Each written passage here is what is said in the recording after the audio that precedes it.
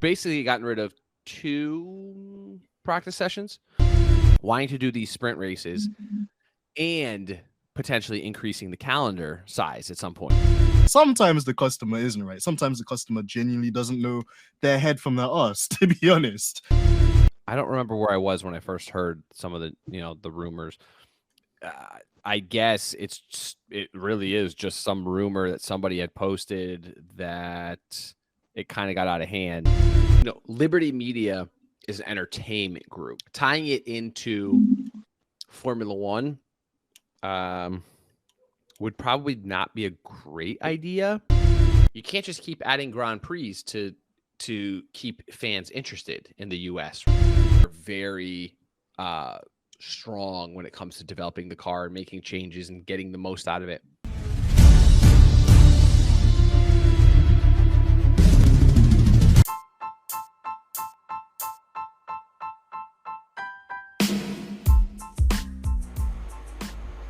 Right, so Vincenzo, we've had an interesting episode so far. We've been talking about, like life outside the track. We've been touching on some of your NASCAR experiences, which we're still yet to go into, but we will very shortly.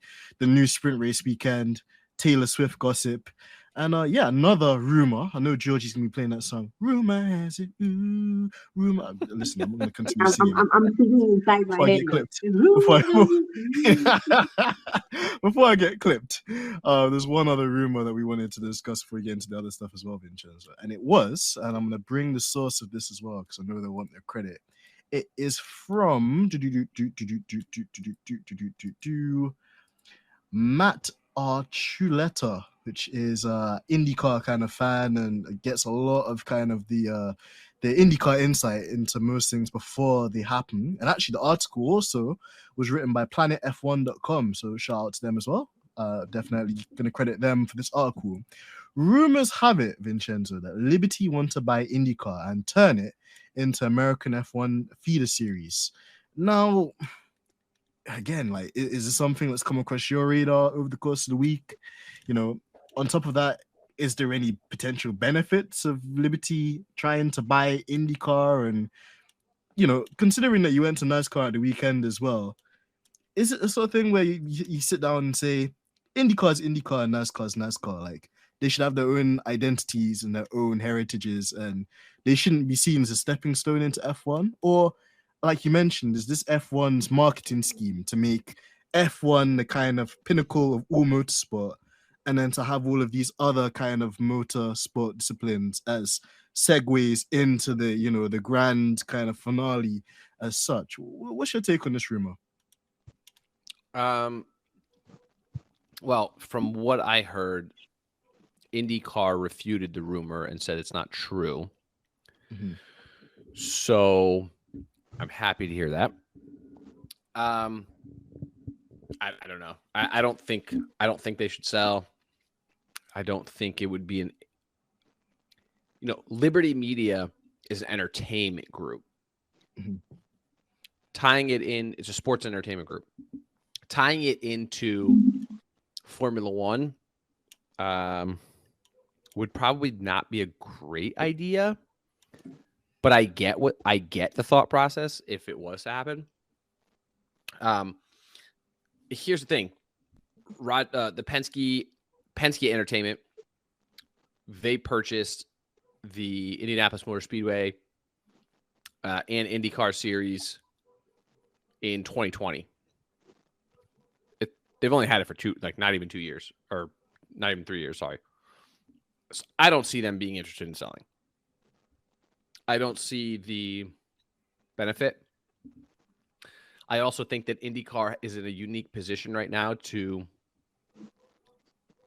gain more traction, especially with just motorsport seemingly taking on a little bit more interest or getting more popular, thanks to what F1 is doing and other series as well. I don't see why making this a feeder series to F1 would be a good idea. It should be able to operate on its own, and which it does, and it should be able to operate as an entity that's side by side, right? Or that's just equal to Formula One, similar to MLS and Premier League. I mean, yes, obviously the competition is not as good in MLS as a Premier League, so it's a bad example. But it's the same, it's each country kind of has its own league in football. You have your league, you have divisions, and that's how it works. You have your own ladder. Formula One has its own ladder. I think if Formula One truly is interested in this, the reason would be they would think it could help them with popularity in the United States. The ultimate goal, right? And or they are realizing how difficult it is to crack the Americas, because while the numbers might be great or good, and they're adding another Grand Prix, you can't just keep adding Grand Prix to keep fans interested in the US, right? Like, that's not going to help you. So they have to figure out another way to keep fans engaged year round. I don't know. I don't know that IndyCar would want to do that. Yes, I could see that Formula One may want to make that happen, but I truly do hope that this is false, and I hope it does not get touched, because it would lessen IndyCar almost, right? Say it's like, oh, you're just a feeder series for F1. That would be terrible. I definitely echo your sentiments there, Vincenzo, and I agree. IndyCar has its own significance, it has its own audience, it has its own appeal.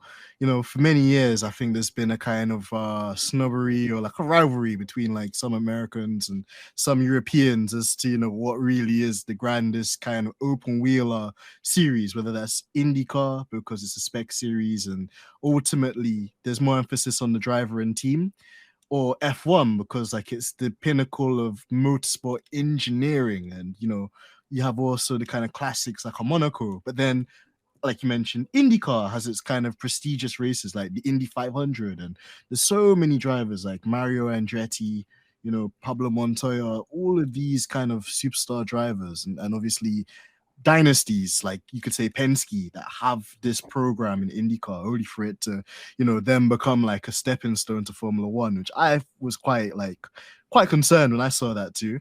And like you're right as well, I think it actually kind of reflects more on F1. Is it a thing where they feel like they're not kind of breaking into the American market as exponentially as they could, which is something really interesting to see now with 3 American Grand Prix being added. And I have to definitely agree with you as well, man. I mean, kind of like a lot of people are on the internet talking about Kyalami. There's arguments that maybe, to fill up the 25 grid calendar, that some classic circuits like Spa might have to make way just for the likes of newer street circuits to come on board as well.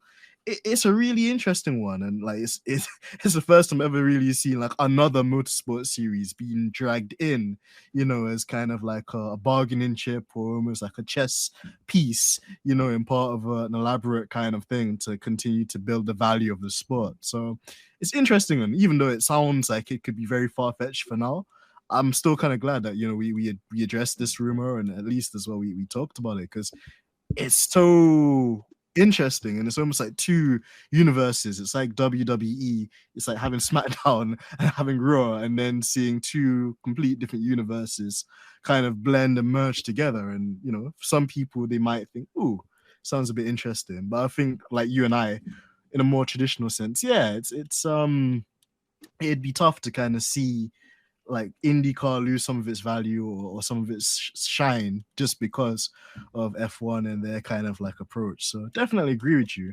And yeah, just to change it up a bit as well, Vincenzo, we'd be remiss if we didn't speak about this as well. The red outfit from Maranello, Vincenzo, that Italian team that to me, in my childhood, they stood for so much, and last year we saw glimpses. We were like, oh, we might have, the prancing horse back again. We might be able to, sing like we used to, the Tifosi, when, they had the red flares and they had like the huge wigs. They were just celebrating. We saw glimpses of it. And then obviously throughout the season, we saw reliability issues creep in. We saw poor strategic mistakes be made. going into this season, Ferrari made that kind of like push to move Bonotto out and to bring, Fred Vasseur in. What's your take? I'm gonna let you say the F word since you've got that magic Italian accent that we need to somehow record or soundboard one day when I get a soundboard, because you say it with that Italian finesse. But like, what have you made to their start this season? It's been somewhat of a okay, let's try and reshuffle it, smarten it up a bit. But again, reliability has plagued the team, and also like a really clumsy result in Australia too. What's your take on it? Is there pressure on the team this season? Where do you realistically see the team's outlook or goals being for this season with the current performances that we've seen so far? Yeah, it's an uphill battle. I mean, it has not been pleasant to watch. It hasn't been pleasant off the track either. There's been a lot of shaking up. Just today, Laurent Mekies was headed over to AlphaTauri. Again, good, not a bad. I don't think it's a bad thing. I think there needs to be some shaking up, but usually when you've reached the point of we need a shakeup, it means that things are a lot worse than maybe they appear. And so I surely don't think it's a Vasseur issue. I think it's an issue within the team, within the operation, how things run there. There is a sense of pride. There's a sense of secrecy, for lack of a better word, but not keeping or not letting anyone know what's going on, or not accepting blame or fault for things. I mean, that's just all part of what it means to be there. And so it has not been exciting at all. And if anything, it has gotten me very apathetic about the rest of the season. I don't see the car being competitive. Now, I hope something changes, but I don't see it being very competitive. And I don't know if they have the pieces in place right now to really make anything happen over the course of the season. They've never, I don't want to say never, but they have not been particularly strong when it comes to technical development of the car. And a team like a Red Bull, they're very, they are very strong when it comes to developing the car and making changes and getting the most out of it. Mercedes is the same way. We saw last year where they started and where they, how they ended up. They were coming on pretty strong. They put together some nice races towards the end, and same thing this season. I think, again, we've only done 3 races, so it's hard to say there's a trend, but Mercedes seems to have gotten a little bit more,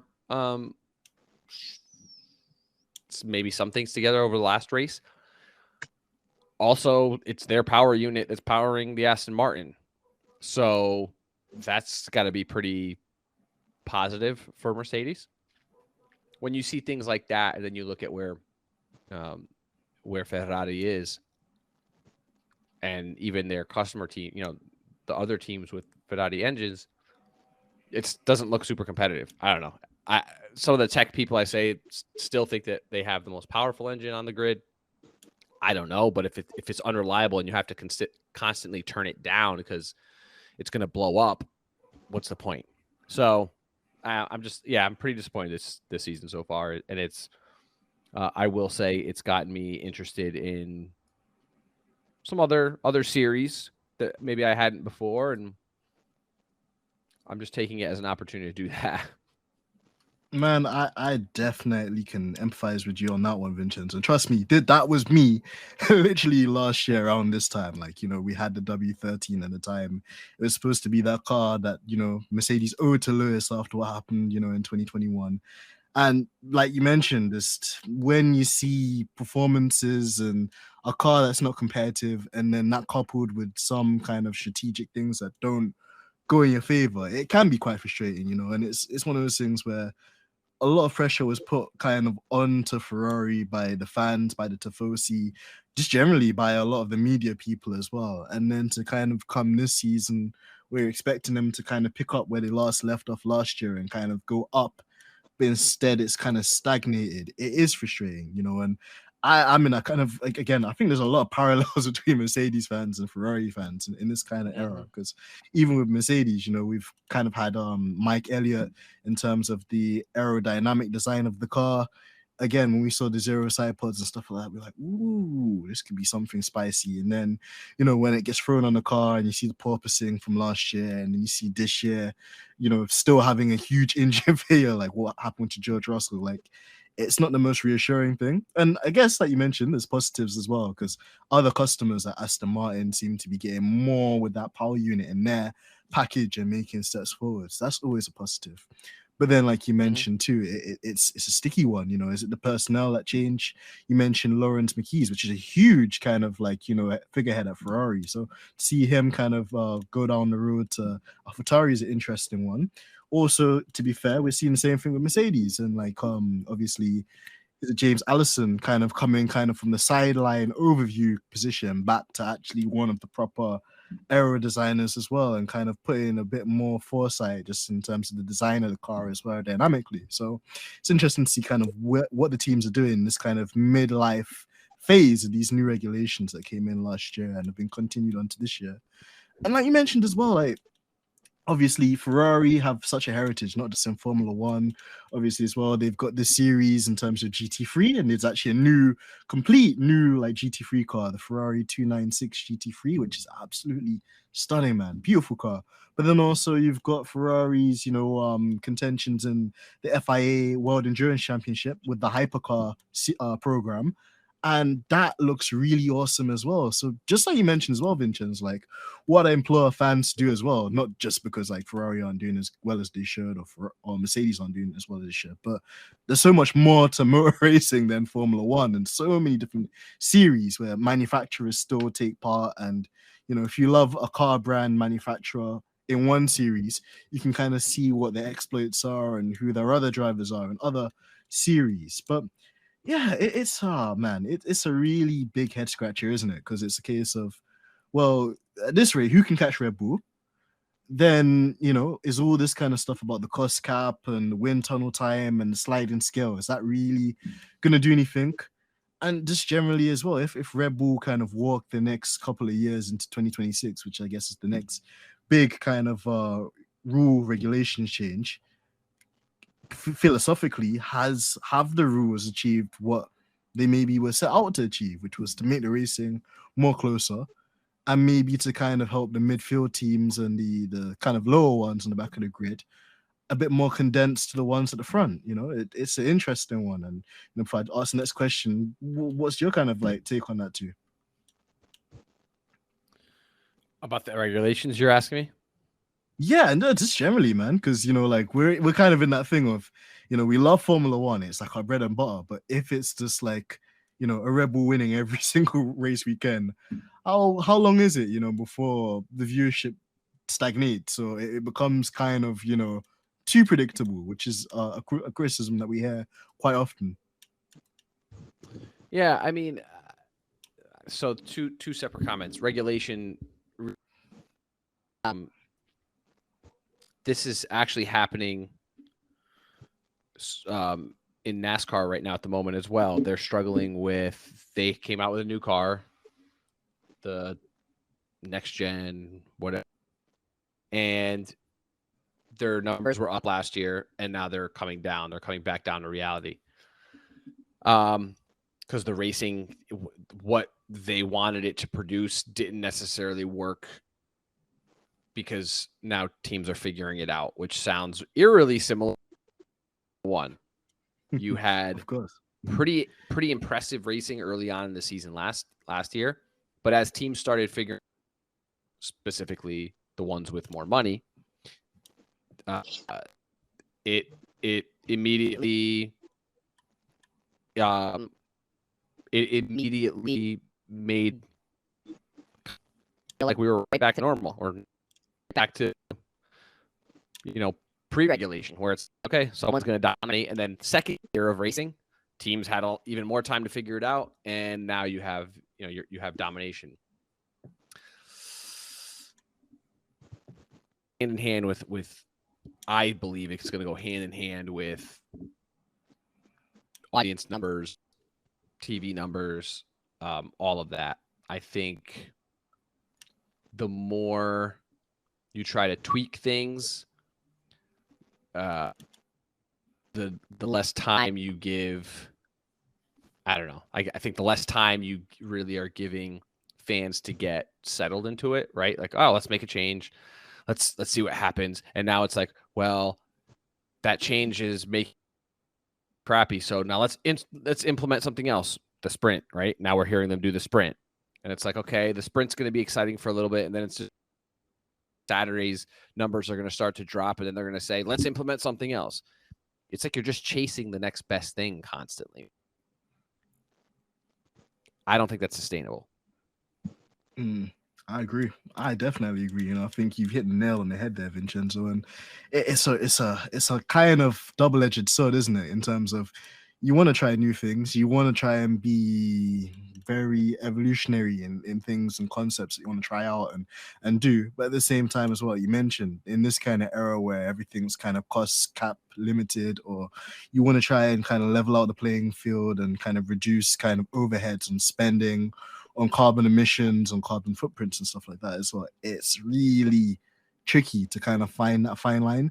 And as you mentioned as well, it's just a really interesting one to see kind of what directions they take, kind of what the teams will do. Because obviously, relating it back to Formula One, you've got the likes of, Toto Wolff, obviously as well, Lawrence Stroll, and the figureheads at Ferrari as well, John Elkann, and all the CEO and like vice heads there as well, that have lots to say. If it's just the same thing and there's not any actual kind of change in giving kind of the competitors a kind of fair chance to catch up, maybe in this kind of development race we're seeing.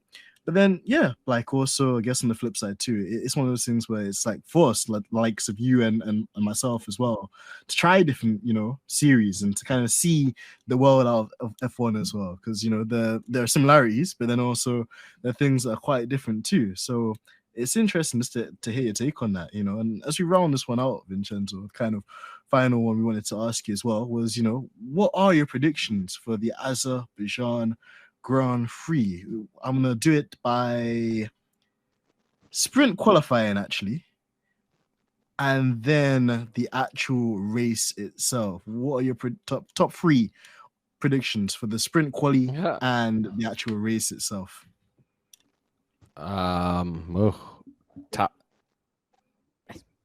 This is going to sound like a cop-out, but I think we're going to see in the sprint qualifying win it. And I think you'll have Max behind him. And I think you'll have Russell in third. For actual qualifying, I think we're going to see Verstappen, Alonso, Perez. And for the race itself, I'm going to go with Verstappen, Russell, or Verstappen, Alonso, Russell. Ooh, good choices there. And again, it'd be interesting to see how the mix is, because again, Fernando really just seems like he's going into this new Aston Martin and how they've got things baked down there as well. I think George is definitely going to try and come back with a bang, not literally this time, because he was quite adamant that he would have been able to kind of hold off Max and Lewis and that DRS train that you had dragging along until the safety car and then the unfortunate engine failure. And then that's the thing, Vincenzo. It's always interesting with Baku because because it's a street circuit, it doesn't really promote that much overtaking in the corners.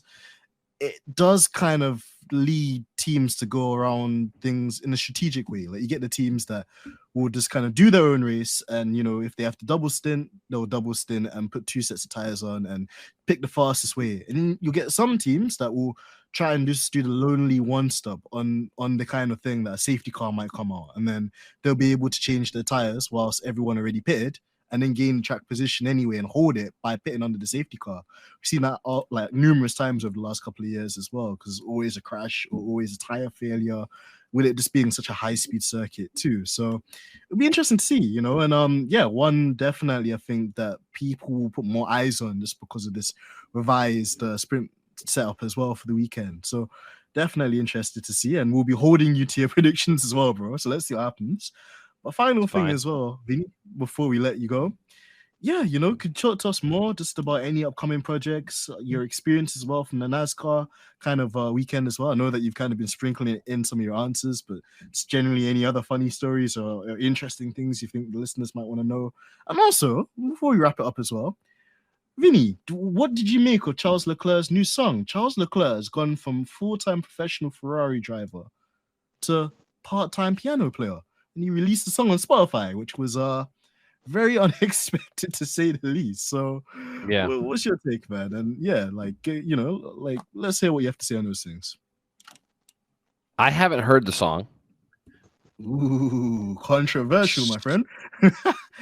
Yeah, I haven't heard it. Every time I search for it, it doesn't show up in my Spotify. So I just kind of gave up. That's, to be honest with you, I heard he's pretty good at piano. That's what some folks that heard it said. It's very nice. Doesn't Vinny, let surprise me me ask you this as well. Yep. Like, are you a bit surprised that Ferrari let him put that out? Because, you know, like with the brand, like Ferrari are quite, I wouldn't go so far to say conservative, but almost like they want the drivers to look a certain way, to portray themselves in a certain way and behave a certain way, whether it's on or off the circuit. And I don't know if you remember in that Drive to Survive episode where Sebastian Vettel knew he was going to get basically kicked out of the team and he wanted to say something to the media. And then like the media lady was like, no, you're not saying that. You still work for Ferrari. You're not allowed to say stuff like that.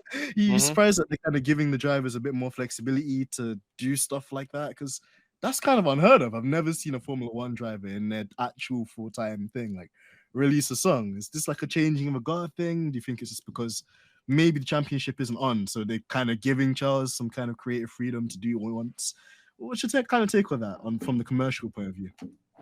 No, it's allowing drivers to just have their own personality. I don't think it's anything deeper than that. You know, we know these drivers have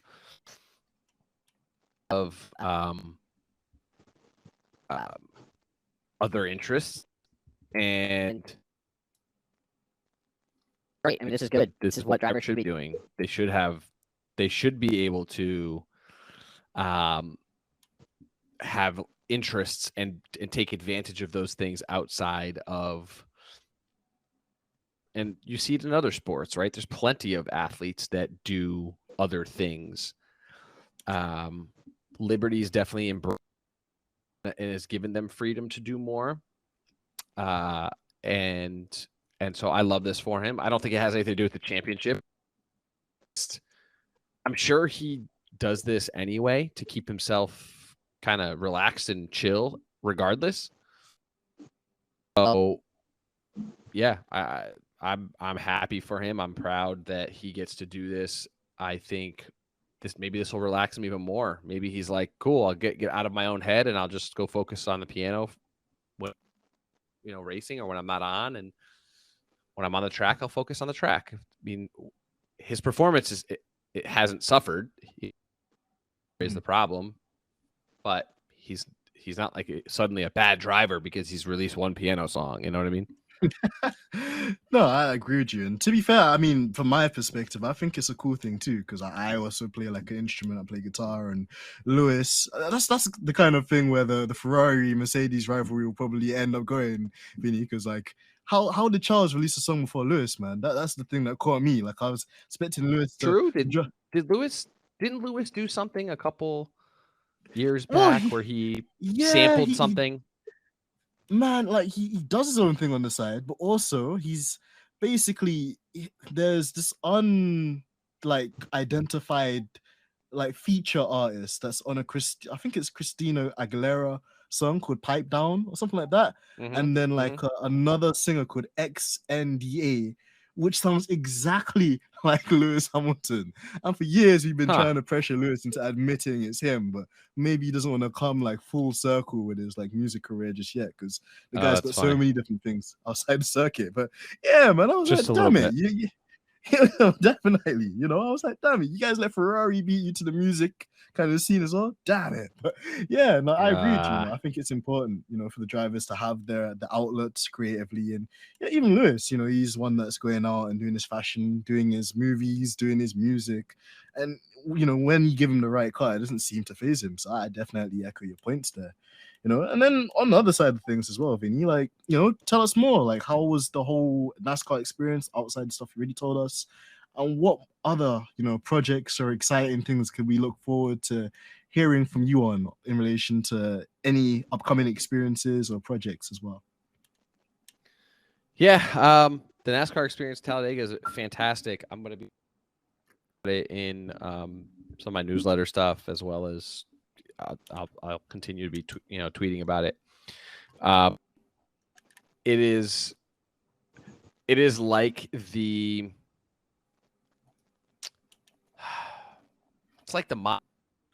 this all weekend. It's like Monaco for NASCAR. It's just such a party. People come from all over the country to in their, I don't know what you call them in the UK, but vans or recreational vehicles. I mean, I'm talking luxury campers. I mean, these things are incredible, and it's just one big party. There's an entire strip known as the Boulevard it's just one big party for 3. The track is iconic. There's haunted stories about the track, things that happen. The track doesn't have lights, so they have to race during the day. The facility itself is really, really, it's huge, but it's cool. They've built a new fan experience center for fans to kind of enjoy the race or the race day a little bit more. They've added a garage experience where you can actually kind of behind a fence watch the cars being worked on. It was really, really impressive. And when you, at least in the United States, if you say Talladega, it's it brings up a lot of memories for a lot of people, but it also brings up a lot of history. And the great Dale Earnhardt was, I believe he's the winningest driver there. You just feel something when you step onto that, and as a motorsports fan, you're just like, wow, some really, really incredible drivers have been on this track and have driven here and walked through on these grounds. And yeah, it was awesome. An experience I would go back to in a heartbeat. I believe there's another race in the fall, so it's definitely absolutely consider. And it's made the break here for NFL, the break for F1, pretty easy to get through. Right now, the projects I'm working on is just the newsletter's still there. It's still something I put my time and effort into. Readqualifier.com, and that's majority of it. I mean, I'm on Twitter and LinkedIn. That's where I'm posting a lot of content and trying to pick up the. But yeah, that's the focus.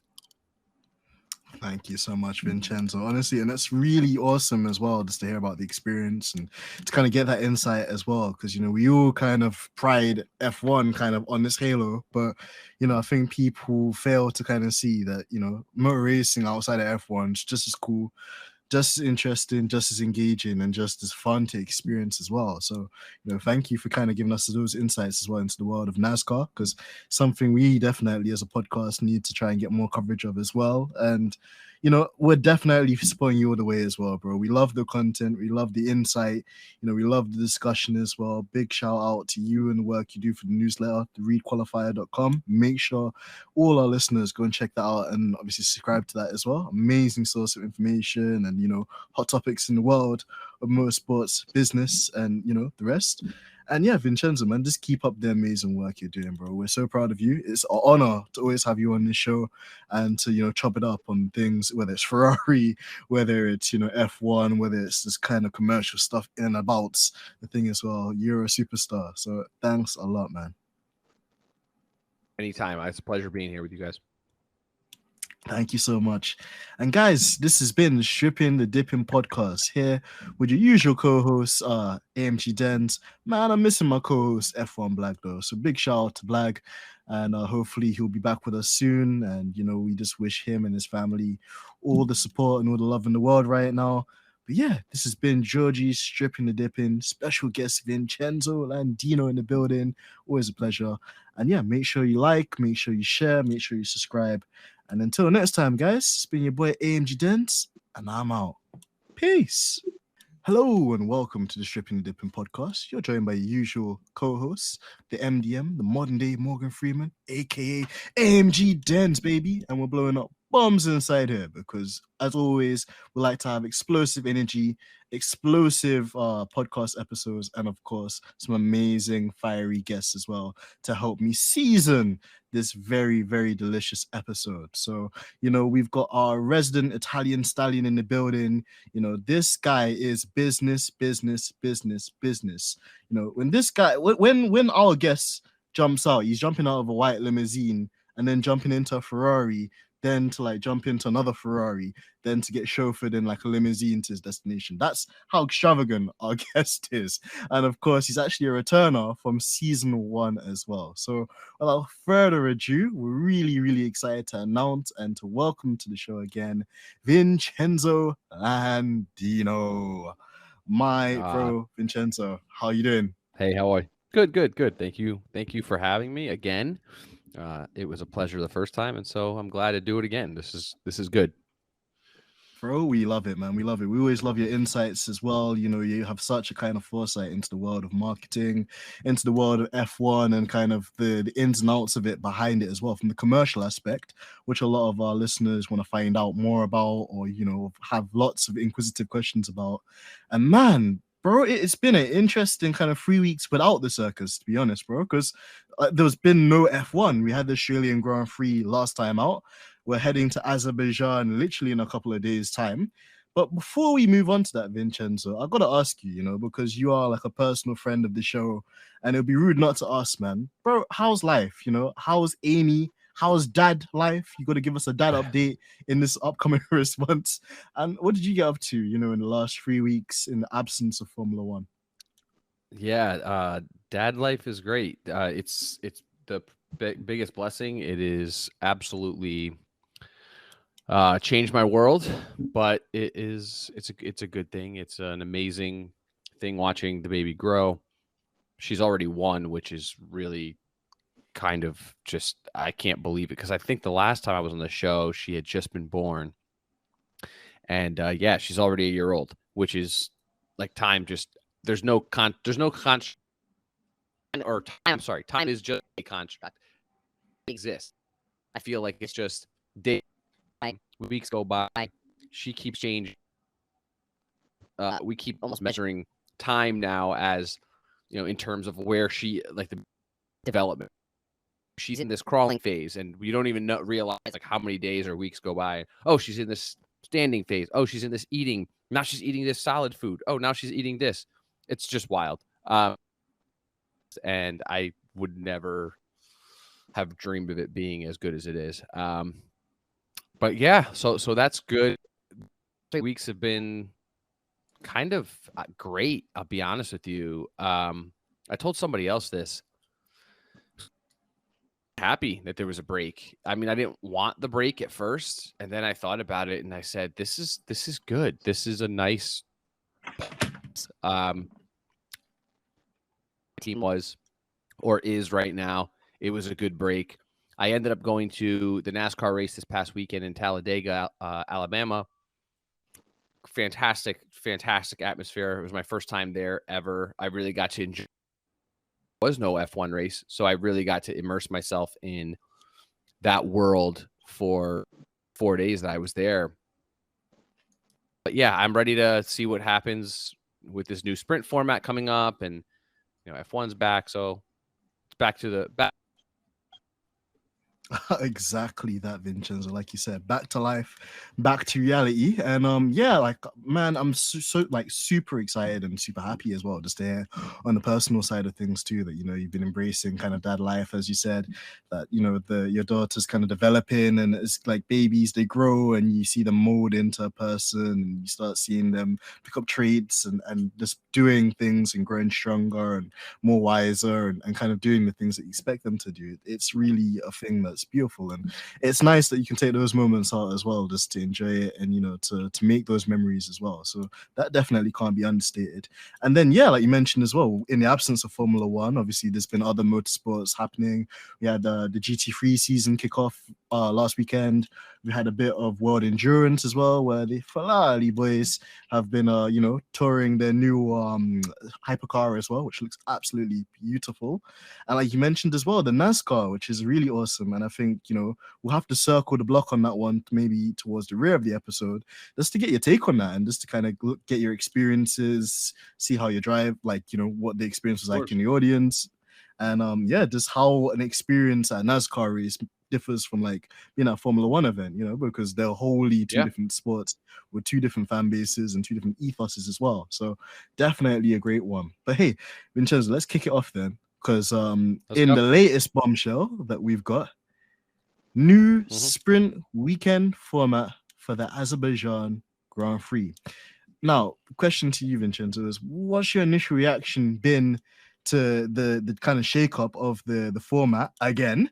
If you wanted to, did you want to give like a kind of a summary of what the changes are, and what do you think FOM's kind of intention was with the change? What do you think that they're trying to achieve with this shootout?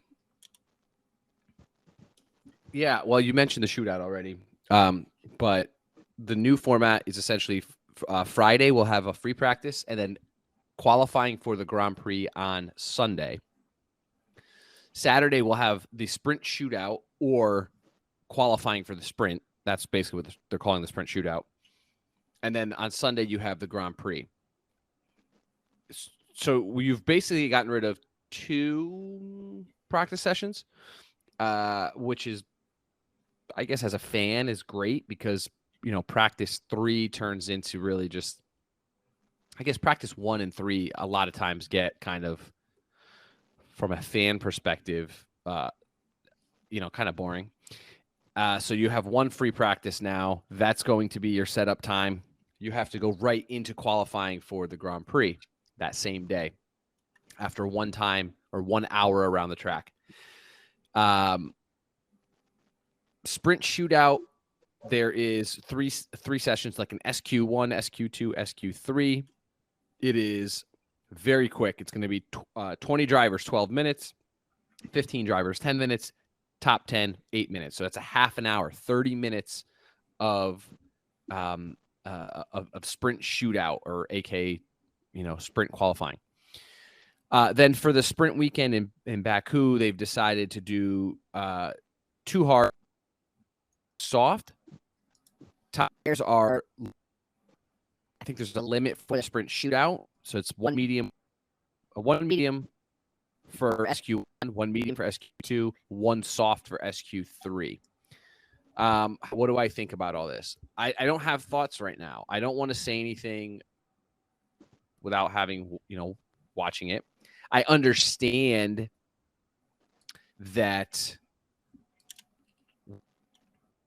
what Stefano Domenicali is trying to do, what F1 wants to see, keep fans engaged throughout the entire weekend. They want fans to be Friday, Saturday, and Sunday. From a completely business perspective, I get it. From the perspective of creating racing, I don't know. I'm not sure what that does, because now you look at Saturday, and or yeah, would it be Saturday? Yeah. It's just sprint day. It means nothing to the Grand Prix. So really all your important time is Friday. You have your practice session, you have qualifying for the actual GP, and then obviously Sunday's the Grand Prix. In creating this, we want to make all 3 days interesting. You've almost nullified an entire day. That's my first instinct. That's my immediate gut reaction when I first saw it, was that Saturday useless.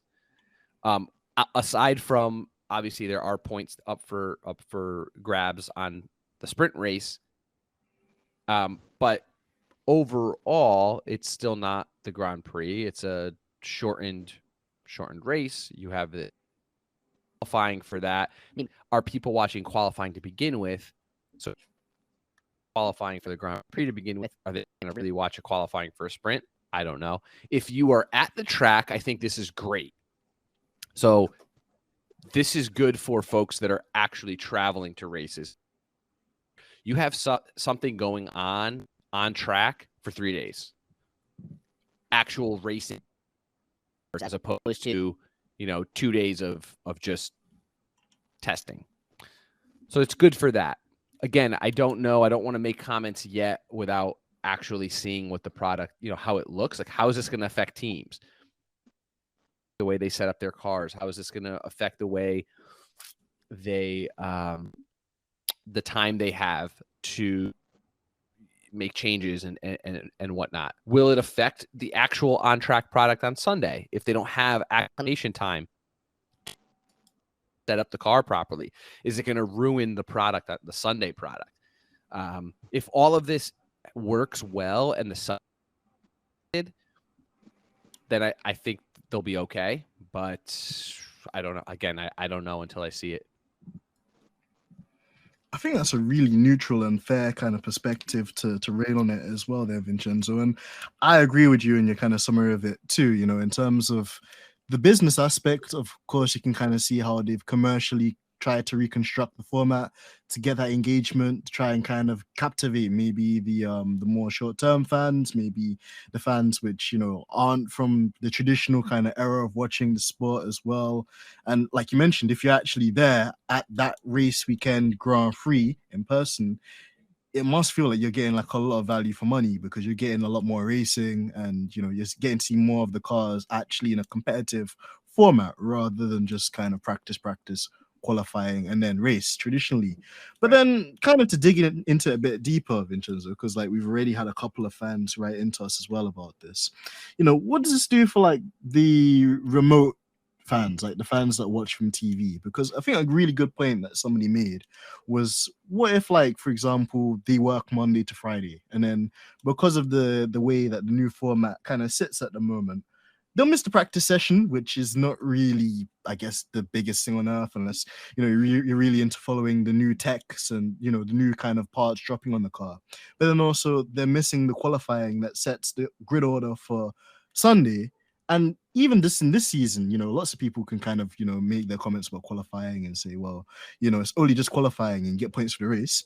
But we've seen races decided literally by qualifying. This year we had it with Max Verstappen at Saudi Arabia. In practice he looked like the quickest guy around, and then when he had that mechanical issue with the I think it was drive shaft in qualifying session, it completely changed the complexity of what the results were on a Sunday.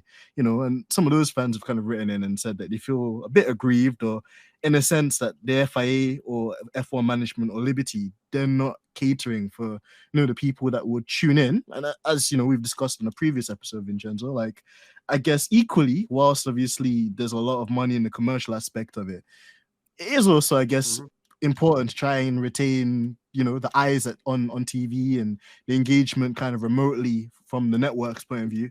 What's your take on that? And is there a way that maybe Liberty could make it so they get more direct feedback from the fans, as opposed to kind of making decisions and then kind of dropping it on the eve of a race weekend? Fully picked up on what exactly you're asking, but I think if let me see if I answer this right. Or Yeah, 2. Someone that works Monday through Friday might say, okay, I'm going to skip a session, no big deal. And now you've created this moment, or you've created this thing where it's anything, right? It's all kind of important. Sure, but I on the flip side of that, important, then nothing's important, right? If everything has some sort of major implication, has major implications. That's truly how I think about things like that. So sure, you may something in one, you may increase, let's say, what's it called? In-person attendance. Let's say that's what they want to go for. Let's just say that's the reason why they do this, because it looks like it's a very in-person attendance type thing. That's great. You've increased in-person attendance, but at the same time, if you decrease, television audience, you're hurting one thing, right? It's almost like you can't have both.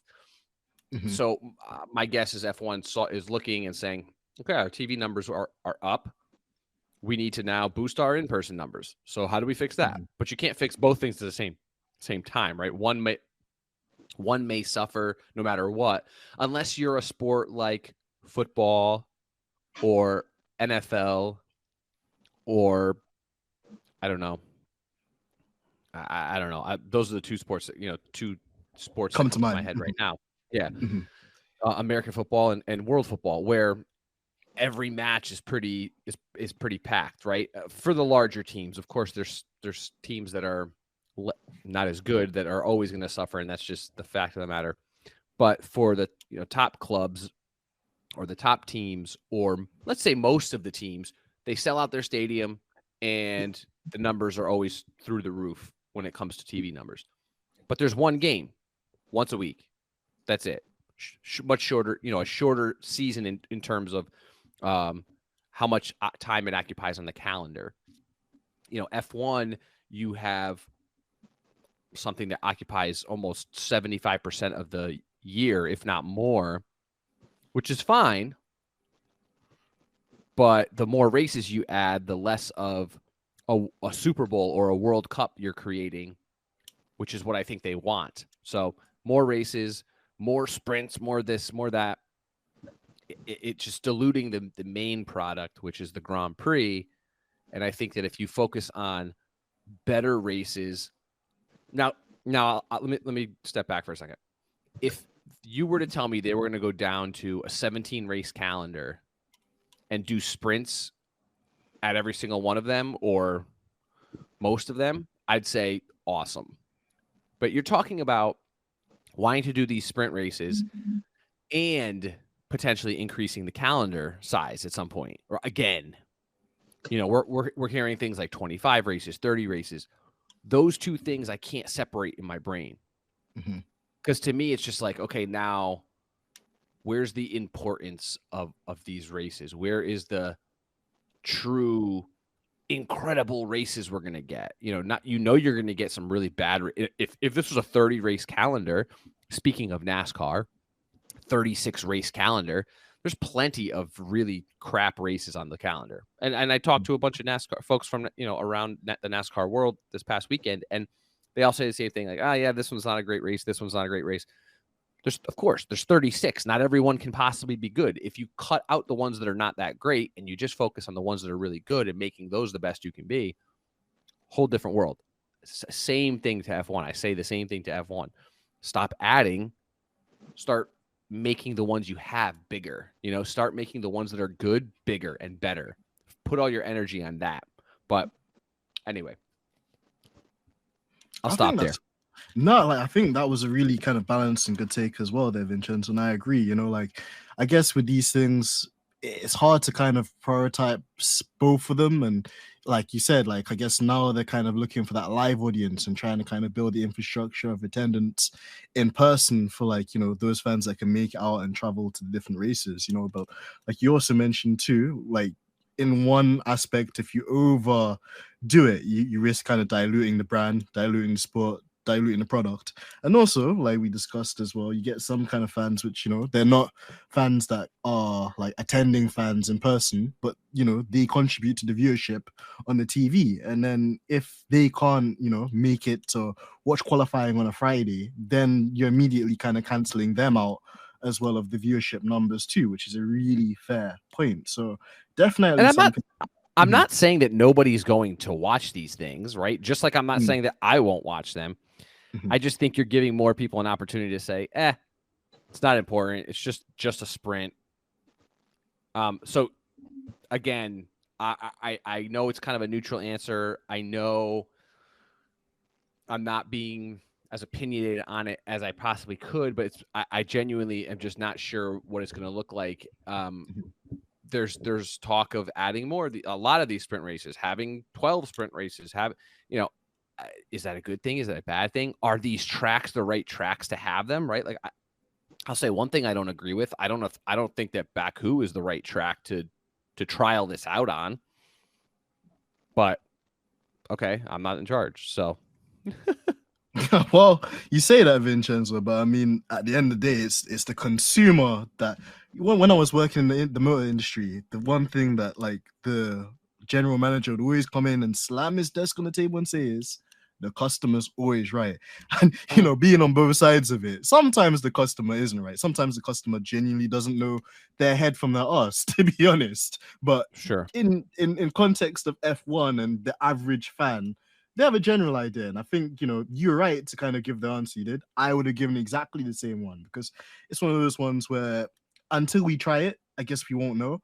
And also it's one of those things where we can only really, I guess, assess its success or its lack of, achieving its goals with hindsight once it's already happened. So I wouldn't fault you for any of the stuff that you said.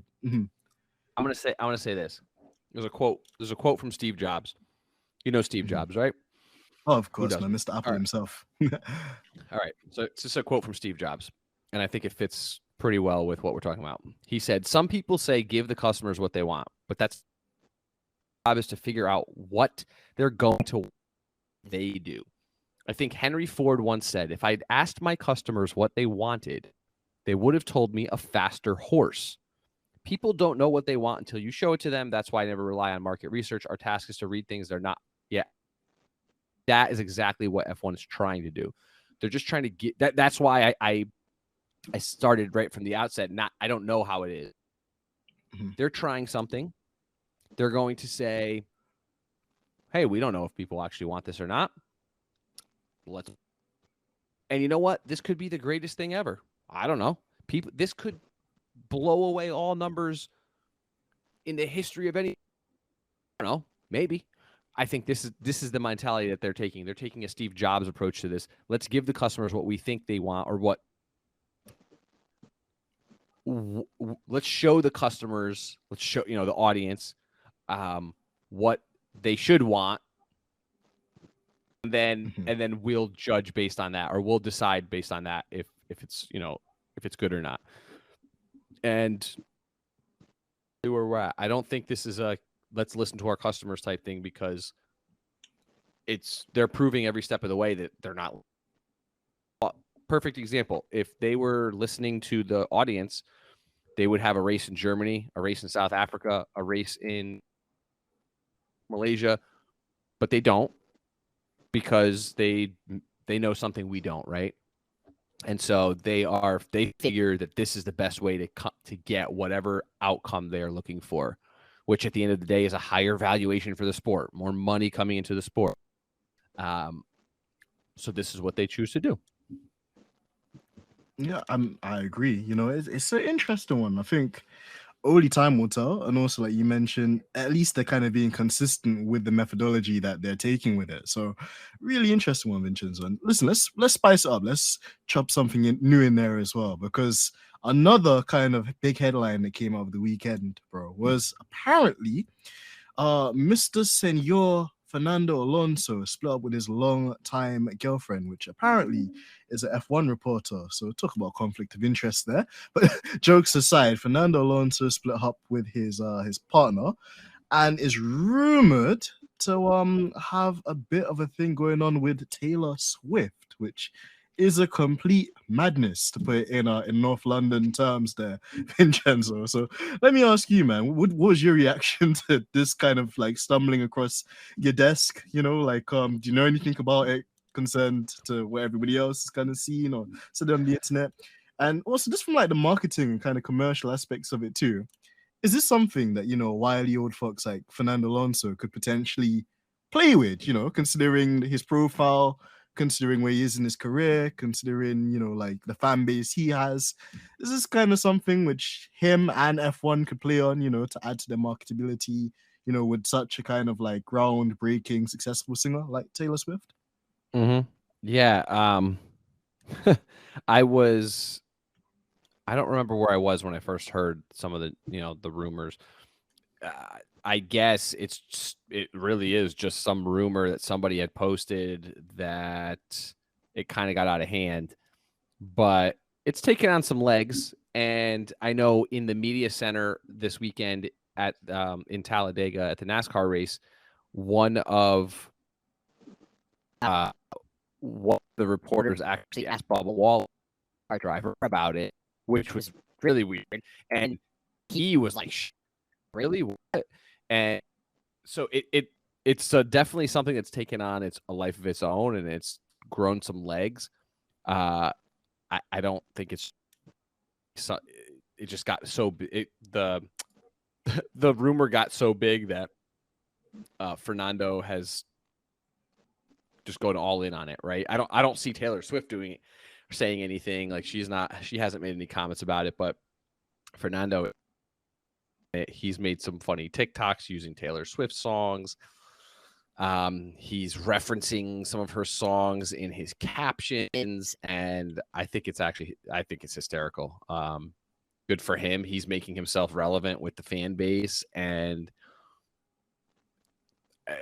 yeah, it's fun to see. It's fun to see him embracing, to see TikTok, but also to see him embracing like this memes in general, and just going all in on it. You know, in his 40s, and he is using this new technology or these new platforms better than the young guys. So for it, like I said, I don't think it's real, but I think it's great. I agree with you, man. And like, even for me, I can't lie to you, Vincenzo. Obviously, I was at one time a huge Ferrari boy when Michael Schumacher was, you know, driving at F 2004, you know, and then a pesky Spanish guy, Fernando Alonso, came and unfortunately took the throne for King Michael. I had a tear in my eye. I was probably like, what, 2004? I was 9 years old, Vincenzo. I was 9 when Fernando Alonso put me in that kind of pain. But anyway, kind of coming off memory lane, to see Fernando Alonso, kind of one of the elder statesmen of the sport, and to see him utilizing social media like that, I guess the question I want to ask you, Vincenzo, is like, how important is it for drivers these days to have like an online social media presence in terms of marketability? And what would you like, you know, we're talking about Fernando Alonso, how good of it, how amazing you think he is at that? Because this isn't even just the first example. I think there's other times you've seen in the course of this brand new season where, for example, I think George Russell had been delegated third place in Saudi Arabia. FIA realized they've made a mistake and then say no. Third place has to go back to Fernando Alonso. George is making these like, you know, president-like statements on his Instagram, whereas Fernando Alonso is taking pictures of his forehead and saying, give me what I want back my trophy. Like, how important is that, you know, for like building the connection between the fans and obviously the sport? And like I mentioned originally, like, how important is it for a driver to be able to build their social media presence? Yeah, I mean, it's very important. I got a chance to, and I know I keep referencing NASCAR. It just happened, so you guys are getting this is getting my absolute first thoughts on everything that I saw this weekend. It's not even on my own podcast, so this is first listen about it. But I talked to some NASCAR drivers this weekend in the garage and whatnot, and a 45-minute conversation with one driver who is going all in on, you know, Twitch and recipe videos that he's got a pasta sauce sponsor, and he's cooking and making on his TikTok and his Twitch accounts, which is a really cool way to engage the sponsor, and it's a really cool way for him. And he streams a lot, does a lot of iRacing. There's a couple other drivers that are really focused on of memeable moments and merch like that. Super important. And so seeing or hearing how the doing it's no different in F1. It's no different in any sport, really, especially a sport or a series that's so focused the individual, right? The individual drivers. You're seeing a big shift in how people the series, and they enjoy it to a point where they're not following teams. Someone like myself, I've followed a team my whole. I love the team. Doesn't matter who drives for them, but there's a lot of folks that this way that are all about a single driver, all about a single, person as driving for. And so that, that's a signal, especially to the drivers, to say, connect, make them feel like you're listening, or even if you're not listening, make them feel like you're connecting with them when you're not driving, when you have time to. As we get into this, generation of drivers, especially the young folks, like you talked about, Russell, Leclerc, Norris, even I would say Pierre Gasly, Sainz, just these younger guys that are in that under 26 age range, they've pretty much grown up with social media. And that's how you connect with the audience. That's how you get better, get connected to better sponsors, more money. If you can bring money to a team and a sponsor to a team, you can get yourself a seat in F1, or that could be the difference between a seat and not getting more partnerships for yourself, more opportunity to make money off the track. It's a great example. He's so brandable. He's so marketable that he doesn't even, I don't want to say he doesn't need he's using whatever equity he does have in F1 still to keep pushing his brand out there. And that's what Lewis Hamilton does a great job of. Fantastic. He uses his platform to he's constantly integrated with sponsors, right? Sponsorships that he has, and he does a great job. A lot of the drivers do a very good job. There's a lot do, but there are some that don't really do a whole lot, and I'm not gonna, name those or dig into those that don't, but you clearly see who's doing what with what they have, right? Or you could clearly see who's trying to engage, build up a personality, build up a platform, build up their brand. Because once racing is over and once they're done and they're retired from the sport, yeah, maybe they'll go on to something else, but nothing will give them the platform, ideally, that this gives them. So right now is their absolute peak to, become brandable and to connect with that audience and then keep that audience forever, right? Them, once you've got that audience as a fan, ideally you'll keep them even long after you're done, right? The person that you are, or what you talk about, the content you create. But that's really the name of the game. Absolutely, and I agree and second everything you said as well there, Vincenzo, in terms of, for the younger generation, that's practically, your bread and butter in terms of building up that marketability, being accessible to the fans, building a persona, and kind of having the links, just not with the fans, but also with the sponsors. And you mentioned that NASCAR driver. It's a really cool idea. He had his Twitch.